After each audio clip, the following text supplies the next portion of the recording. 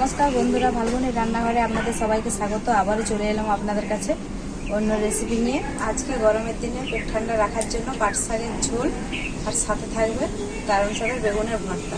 তো কোথাও যাবেন না, ভিডিওটা প্রথম থেকে শেষ অবধি পুরো দেখতে থাকুন। পাট শাকের ঝোল বানানোর জন্য আমি এখানে একদম টাটকা নরম নরম পাট শাক নিয়ে নিয়েছি, আর খুব ভালো করে বেছে পরিষ্কার করে ধুয়ে নিয়েছি।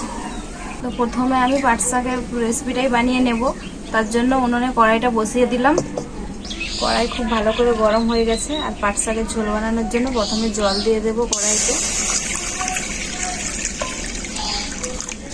অল্প করেই জলটা দিলাম, কারণ শাক থেকে জল তো বেরোয়। এরপর আমি পাট শাকগুলো জলেতে দিয়ে দেব।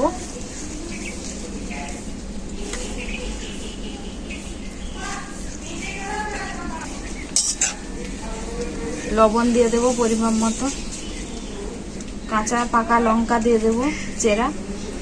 আমি এটাকে ঢাকা দিয়ে সেদ্ধ করব না, এমনিতেই এরকমভাবে সেদ্ধ করব। শাককে ঢাকা দিয়ে সেদ্ধ করলে শাকের কালারটা চেঞ্জ হয়ে যায়, সবুজ সবুজ দেখায় না। তাই শাকটা খুব ভালোভাবে সেদ্ধ হয়ে গেছে। এরপর নামিয়ে নেব।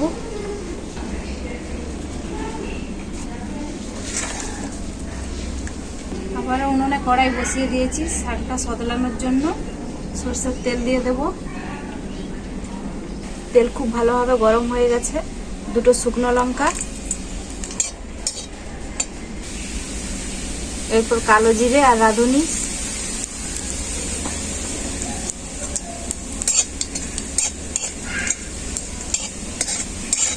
থেতো করা রসুন,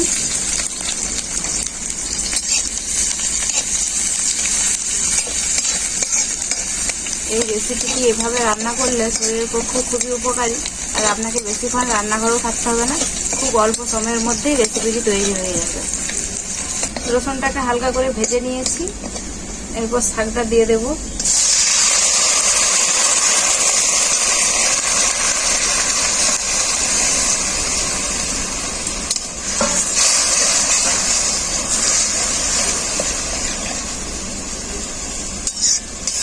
কিছুক্ষণ ফুটিয়ে নেব ঝোলটাকে।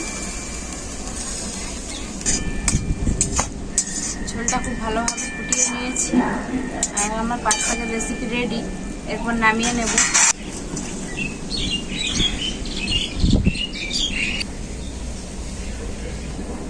ভর্তাটা বানানোর জন্য এখানে আমি বেগুন নিয়ে নিয়েছি, এরকম সাইজের দুটো।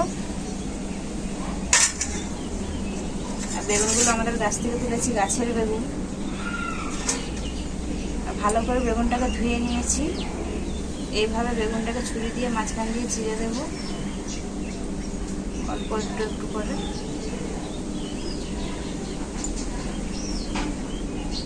এই বেগুনের মধ্যে একটা করে রসুনের কোয়া দিয়ে দেবো।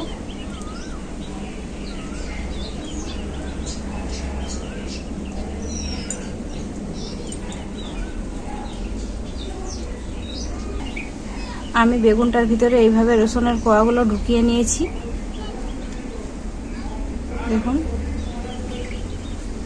আর একটা একইভাবে বেগুনটা কেটে নেব, আর এর ভিতরে রসুনের কোয়াটা দিয়ে দেব।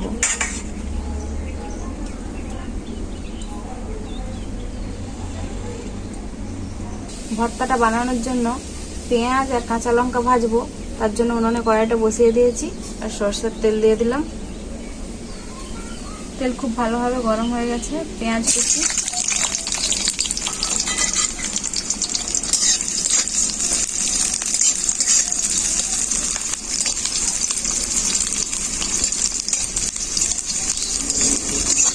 পেঁয়াজটা হালকা করে ভাজা হয়ে গেছে। এরপর কুচনো লঙ্কা, অল্প একটু হলুদ দেব ভর্তাতে কালার আনার জন্য।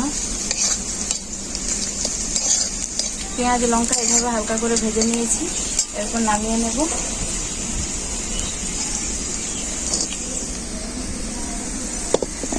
এরপর বেগুনগুলোকে উনুনে পুড়াতে দেব। তার আগে সরষের তেল মাখিয়ে দেব। তাহলে ভালো করে সরষের তেলটা মাখিয়ে দিলে বেগুনের উপরে বেগুনটার খোসাটা ভালো করে ছাড়ানো হয়ে যায়।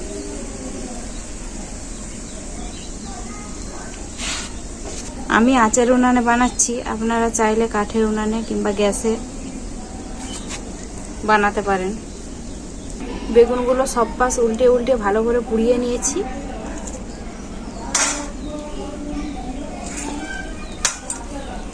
বেগুনগুলো ঠান্ডা হোক, ঠান্ডা হলে খোসাগুলো ভালো করে ছাড়িয়ে নেব। তো বেগুনগুলো ঠান্ডা হয়ে গেছে, এরপরে আমি বেগুনের খোসাগুলো ছাড়িয়ে নেব।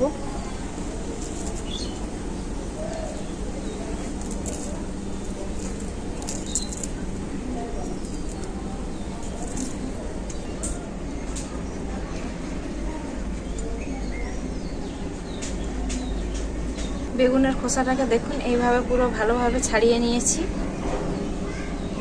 এটাও একইভাবে ছাড়িয়ে নেব।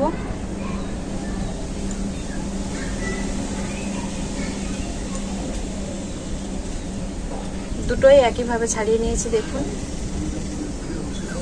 দেখুন ভেতরের রসুনগুলো খুব সুন্দর সেদ্ধ হয়ে গেছে।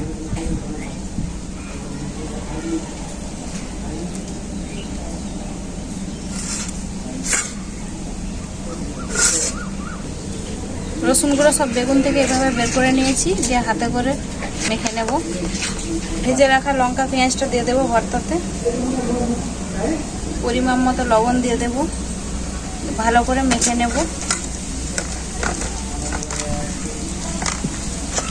ভর্তাটা সব কিছুর সাথে এভাবে মাখিয়ে নিয়েছি। এই ভর্তাটা কিন্তু গরম গরম ভাত আর রুটির সাথে খেতে দারুণ লাগবে।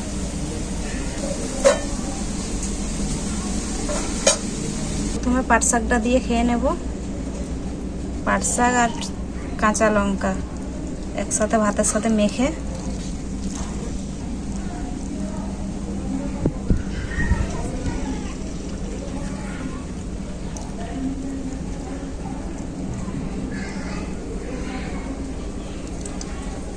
গরমের দিনে এরকম পাট শাকের পেট ঠান্ডা করার রেসিপি থাকলে আর কিছু লাগবে না। দারুণ হয়েছে। পাট শাকের এই রেসিপিটা খেয়ে প্রাণটা যেমন জুড়িয়ে গেল। ভর্তাটা দিয়ে খেয়ে নেব।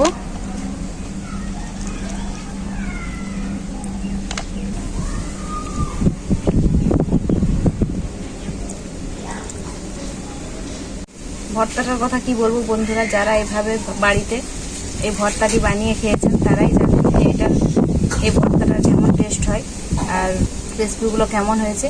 আপনারা কমেন্ট করে জানাবেন। ভিডিও ভালো লাগলে লাইক শেয়ার সাবস্ক্রাইব করে দেবেন। আপনারা সুস্থ থাকবেন, ভালো থাকবেন। আবার দেখা হবে পরবর্তী ভিডিওতে নতুন কোনো রেসিপি নিয়ে।